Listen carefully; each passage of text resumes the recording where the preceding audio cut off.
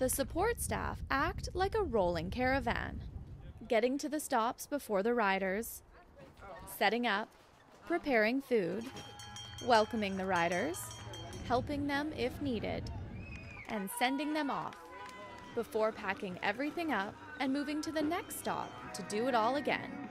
The Ride to Survive is made possible because of community support. Not only is it totally volunteer, but most of the supplies have been donated. All of a sudden, Zanetti Food Products came on board and we're like, we want to do more than what we're already offering you, which is the lasagna and the macaroni and cheese. And they went to their suppliers, and their suppliers have all stepped up. And then within our ride, we've had connections of people with Canada Bread, Maple Leaf Foods, Gordon Foods, Superior Produce, all local companies as well in the Lower Mainland that have stepped up. Boston Pizzas have stepped up to help us along the way. So it's just how it grows. And when you say to them, we can't offer you anything, we don't put sponsorship on any of our clothing or any of our signage. You know, we can't offer you anything other than this is a good deed, and they've all absolutely jumped on board. We have not had anybody say, no, we don't want to be involved in this. The incredible support means little to no overhead. If any overhead costs do arise, they are covered by rider registration fees, not by donations. 100% of every single donation raised goes directly to cancer research. This is our 6th year, so we're not quite done year number 6, but we're standing at about $1.2 million total raised from start to finish, which it might sound like a lot or a little, considering there's no corporate sponsors, there's no anything special other than me asking you for a donation. That's where all those donations come from. So it's grown a ton, and we're pretty proud of that chunk of cash because it actually has made a big difference in some research projects, and that's where we put it all.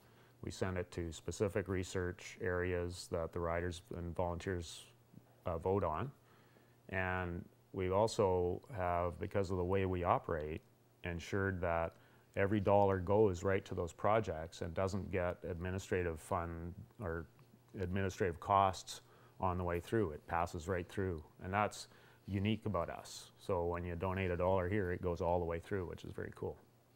The other thing that's interesting about Ride to Survive is that the people who do ride or volunteer who have their website, donation website, is that they do get to vote at the end of the year where they want their portion of the money go. And if more people have chosen prevention or more people have chosen pediatric cancers, then obviously more goes to those cancer issues.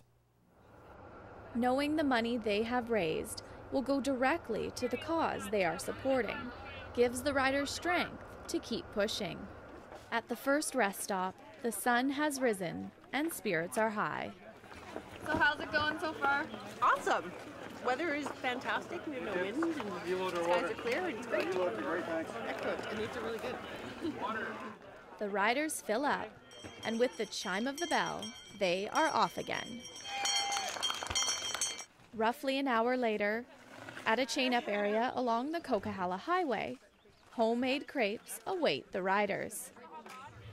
They ride in together, tired from another climb, but feeling pretty good. So how's it going so far, guys? Unbelievable. Couldn't be better. Couldn't be better. Eating enough at this stop is incredibly important. The cyclists will need the energy for what comes next. They head for the peak of the Penasque summit. How you feeling?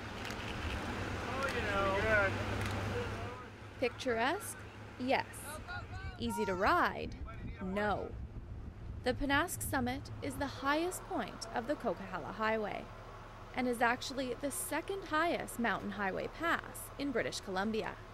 Its elevation is 1,720 meters, or 5,760 feet, and the road up is steep.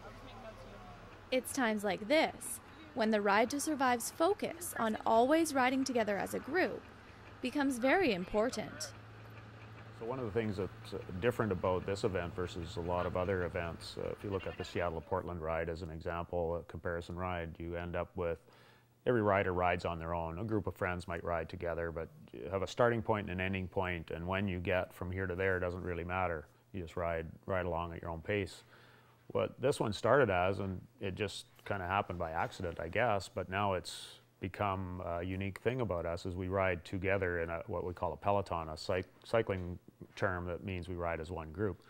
And you end up with a pilot car in front and a pilot car behind, and the whole group rides together. And we decide that we want to make it to Delta by 10 o'clock at night. So we have a certain pace that we have to keep, and that makes the ride tougher than if you were just riding at your own pace. So some people are riding faster than they're able to, some people are riding slower than they're able to along the way.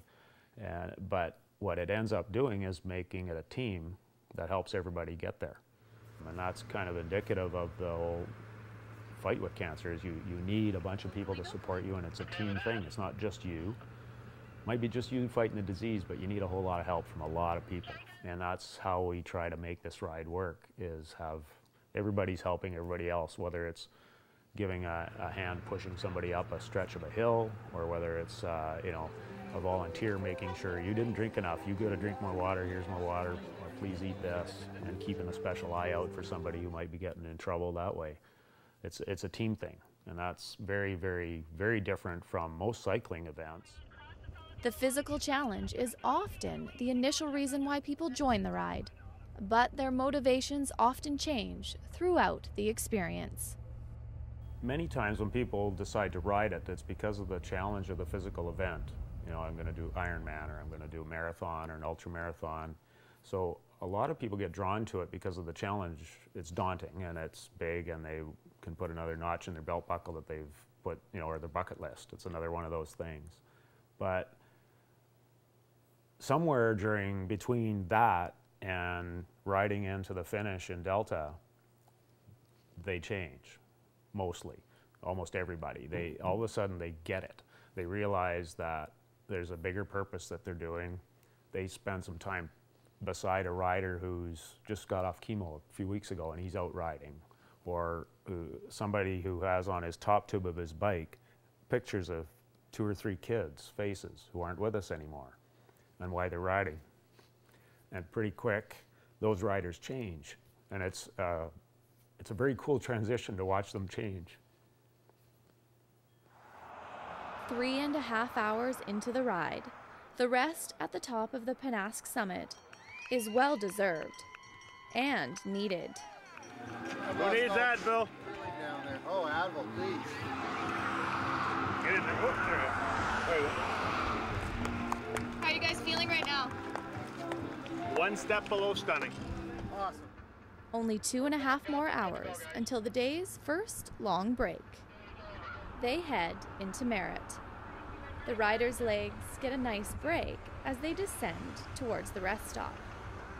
At 10 a.m., lunch is served, and the riders get to rest for 40 minutes. Next is a segment of the ride that always proves to be a challenge. There's one spot in particular where I've seen everybody kind of have difficulty. And if you know the Coquihalla, we go over the Penasque summit down into Merritt, we go up the next piece of road, which is Coldwater Road outside of Merritt, join back up to the Coquihalla up Larson Hill. From Larson Hill, the top of Larson Hill to where the old tow booth was, is actually a very slight uphill climb, and we call it a false flat. And it's always windy and headwinds on that stretch. Always. It's just a traditional afternoon wind that blows there. And that part of the ride is one where you always find people where, I won't say they crack, but it's where their emotions get to them. I found myself just in tears, completely in tears. I found myself wanting to just throw my bike off the road and walk away and be done. And not because I was physically tired and done, just mentally and emotionally, and it was done. And then it took me minutes to get around and get back on track and say, no, we can do this. I've come up beside riders that are just shaking their head and thinking they're done, they can't do it. And the cool thing about it is you get to that summit, and then you got a nice long hill ride into Hope, a long rest in Hope for dinner. At 3:30 p.m., 11.5 hours into the ride, the 40-minute rest in Hope is much needed. How are you guys feeling? Tired and proud. More than 12 hours in, how would you say it's going so far? So far it's going great. We've had spectacular weather that we didn't expect, and despite the wind that you can hear now, it's still been fantastic. And the crew has just been great, and the riders are doing well. They're riding really well together, and it's going fantastic. How are you feeling? I'm tired, but we only have 130 kilometers to go. Only 5 more hours. For many, it will be difficult to keep riding, but their reasons for being here keep them pushing forward. It was 10 months ago today. It was August 19th that she passed away, 2009. And so I've had some moments today on the ride where the tears were flowing as I'm riding and either down the hill or mostly it was downhill for some reason. But yeah, it's really made me think of my mom. I looked at her picture and I told her that I was going to do this. And it's been just a real emotional experience. And how do you think she would feel now that she knows that you're doing it? She'd be really proud of me. She'd probably think I'm crazy, but she'd still be proud of me. So she'd be thankful that I'm doing something for this horrible disease that never struck our family until it struck her. So Michael was in the middle of his 2 sisters, Zoe and Jackie, and they really miss Michael. They miss him to this day. So that's why it's important for me to help other parents, because you know what, in British Columbia alone, every year 20 kids will die. And as you're riding, you think about, your people that you are riding for, the people that have been your donors that you're riding in memory of or in honor of. And then it just kind of both snapped both of us last year was we're riding because our kids and our grandkids. And when I look at somebody and I say, I'm riding for you and your family and your friends. It's not just about me anymore. It's about the bigger circle. And we know that cancer treatments have progressed so far.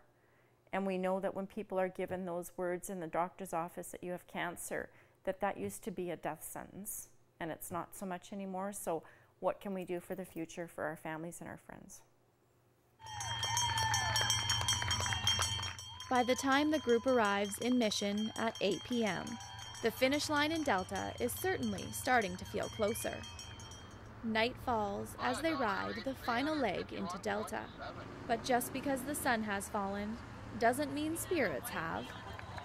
That last mile when we're coming in on Scott Road and there's so many people out there cheering for us and we know we've done it, we've accomplished it, it's the most amazing feeling. At 11 p.m., 19 hours after leaving Kelowna, they have done it. A large crowd gathers at South Shore Cycle, lining Scott Road, enthusiastically expressing their support.